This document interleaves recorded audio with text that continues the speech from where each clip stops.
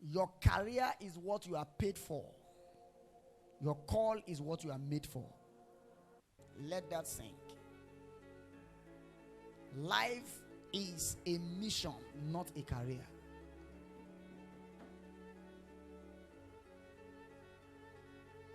If all you live for is to be paid, your life is miserable.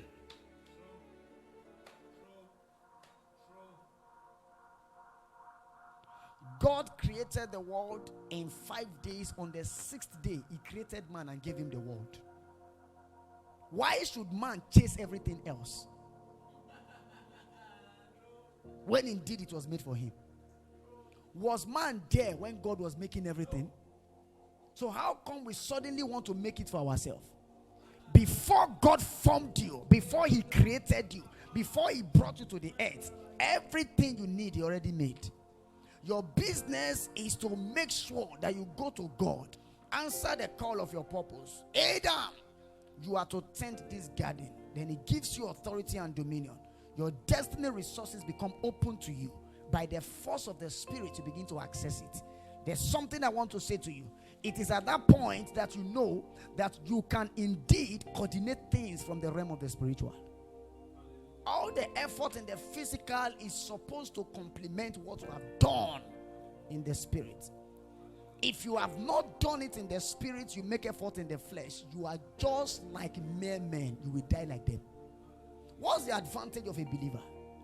If he has to struggle the same way with if you have to struggle like an unbeliever, if you have to struggle, he said, for after these things do the Gentiles seek. It means in the realms of God, you are tagged a Gentile if you seek after the things that were created for you. God will never sponsor your confusion, because he cannot be codependent in your error. It therefore means that it is only when you are found in your location that you can get allocation. If you are dislocated, you will suffer. It is a given scriptural truth that God is not an author of confusion. So you must seek clarity in the place of prayer and study of the word. It's only then that you take yourself out of the terrestrial ball of ordinary men into the realm of extraordinary men. When there is chaos, God laughs.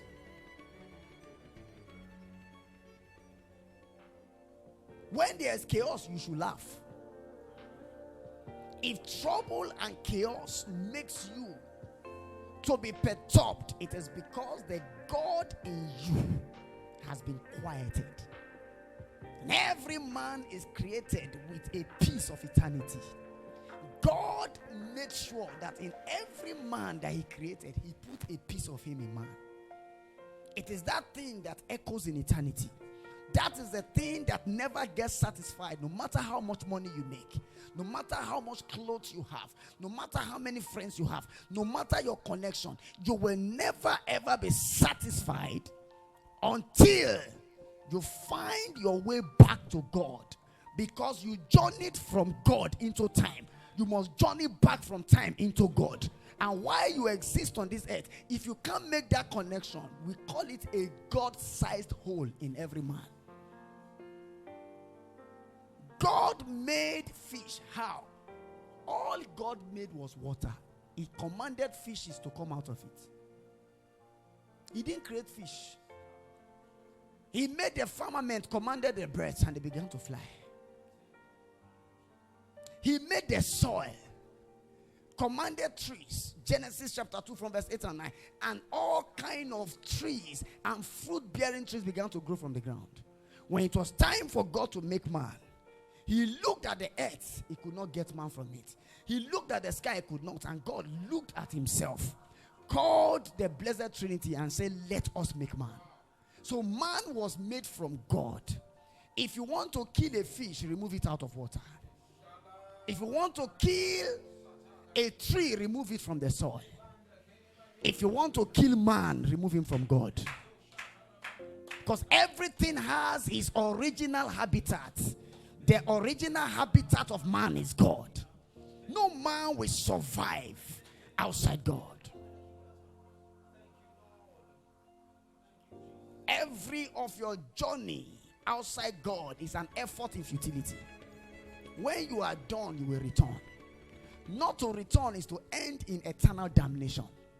Is it not a futile effort that you struggle in your marriage, you struggle in your business, you struggle everywhere? Why do you struggle? Why not go back to your habitat?